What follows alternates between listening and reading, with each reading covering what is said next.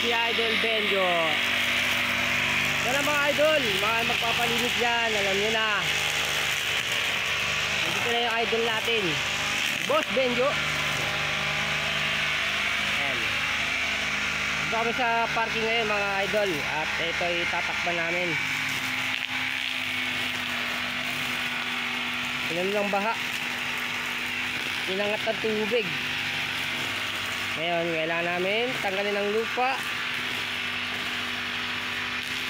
Yan, at ibabalik namin yung takip. May laking bato nakaharang, inahon pa rin ng tubig. Ang lupit talaga, no? Kaya sa mga ano dyan, ingat pag alam nyo may bahana, huwag na kayong magtangka. Ano si Idol? Si Idol Benjo,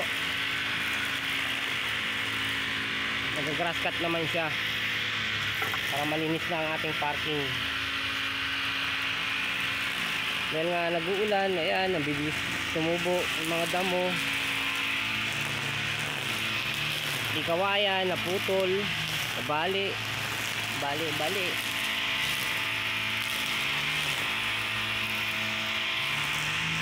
Ayan, si Idol Benjo.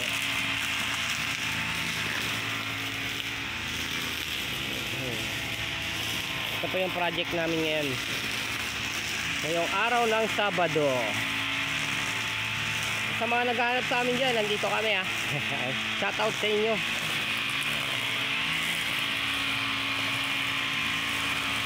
Yan ay project ng ating presidente.